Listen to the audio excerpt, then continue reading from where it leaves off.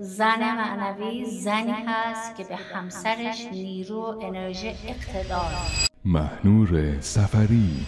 میدونی یک بیزینس قوی از کجا شروع میشه؟ نه از جلسه های خیلی بزرگ پی در پی هست، نه از سرمایه گذاری های کلون. از قلب تپنده یک خونه شروع میشه، خونه ای که تو اون یک زن معنوی قوی ستونشه. حالا شاید بپرسی زن معنوی چه زنی هست؟ اون زنی که اول خودشو باور داره، وجودشو باور داره، میدونه که چقدر تو این زندگی مفیده و زمانی که همسرش از محل کارش برمیگرده به خونه، اون فضا رو براش پر از آرامش مهیا میکنه.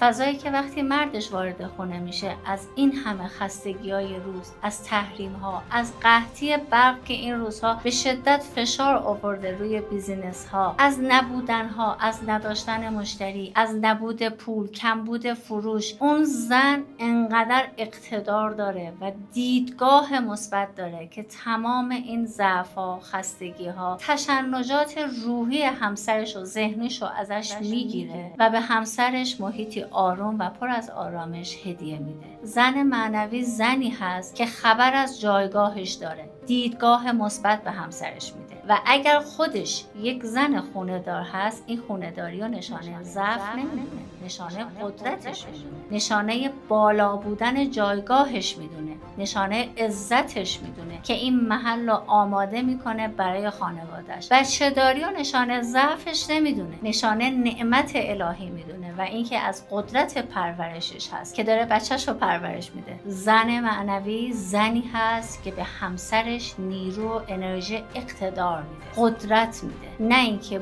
بار مسئولیت زندگی رو نه تنها که بر نمیداره، یه چیزایی هم روی دوش شوهرش میذاره. زنی که خودش رو قوی میدونه یک زن معنویه، زنی که مهربانه یک زن معنویه، زنی که خودش رو قربانی بچه‌هاش و فضای زندگیش نمیدونه یک زن معنویه و کنار این زن مرد رشد میکنه و مردی که این انرژی رو از زن نمیگیره توی بیزینس بسیار ناموفقه. معنویت از محل زندگی شروع میشه. لازمه که بریم سراغ حدیث کسا، نه به عنوانی که بخونیم ثواب کنیم یا بخونیم که حاجت بگیریم، گوش بدیم و درس بگیریم. اگر فکر میکنی که این پست باید ارسال بشه برای زنی که معنوی هست و خبر از معنویت خودش نداره یا زنی که در مسیر معنوی هست، براش ارسال کن. نظرت هم برای من کامنت کن. ما زنها سازنده ایم، یادت نره.